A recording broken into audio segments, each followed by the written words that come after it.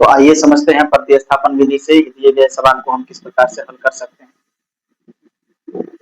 तो सबसे पहले ये एक्सरसाइज है 3.3 और इनको हमको प्रतिस्थापन विधि से हल करने के लिए इस क्वेश्चन को कहा गया है, जैसे √2x + √3y = 0 और √3x - √2y = 0। तो ये सवाल कई बार पूछा गया है, इसलिए आप ध्यान से देखेंगे प्रतिस्थापन विधि से किस प्रकार से इसको सॉल्व किया जा सकता है। तो सबसे पहले हम क्या करेंगे कि इसको पहले वाले जो समीकरण है उसको समीकरण 1 मानेंगे और दूसरे वाले समीकरण को समीकरण 2 लिखेंगे। फिर आगे बढ़ेंगे तो किसी भी एक समीकरण को हमको उठाना, जैसे समीकरण 1 या 2 से। चलिए हम समीकरण 2 को उठाते हैं। समीकरण हम चलेंगे 2 से।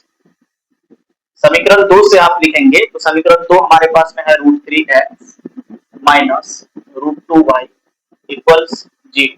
इसमें से किसी भी एक चर को आप बाहर कर लेंगे, जैसे या तो x को या y को। तो किस प्रकार से बाहर करना है, तो ऐसे √3x मतलब x को हम बाहर कर रहे हैं, बराबर में जो भी चीज बचा हुआ रहेगा इसको दूसरी तरफ भेजेंगे।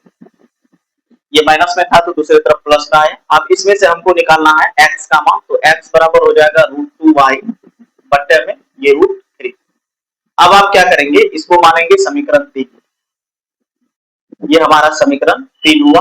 अब जिस भी समीकरण से आपने इसको निकाला है उसके बाद में जो बचा हुआ समीकरण है, समीकरण 1 से अगर आप निकालेंगे तो समीकरण 2 पर इनका मान प्रतिस्थापित करेंगे और 2 से निकालने हैं तो समीकरण 1 में प्रतिस्थापित करेंगे। जहां पर भी x होगा या y होगा, जिसका भी मान आप निकाले हैं उस पर वहां पर उसको प्रतिस्थापित कर देना।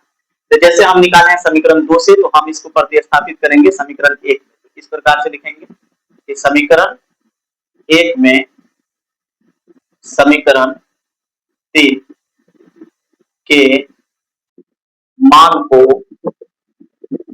प्रतिस्थापित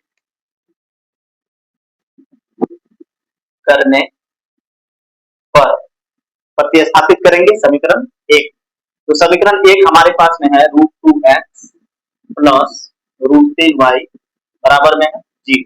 तो समीकरण 1 में जहां पर भी x लिखा होगा उसके जगह पर हम इसका प्रयोग करेंगे, क्योंकि x का मान है ये मान। तो √2x के जगह पर हम ये रखेंगे कि √2y √2/3 और यहां लिखेंगे y और प्लस में हम चलेंगे √3y इक्वल्स हो गया 0। अब हम क्या करेंगे कि √2 और √2 को जब आप गुना करेंगे तो √4 होगा और √4 का मान होता है 2 y और बट्टे में हो गया √3 और प्लस में है √3/√3 बट्टे में कुछ नहीं है तो हम 1 रखेंगे इसका।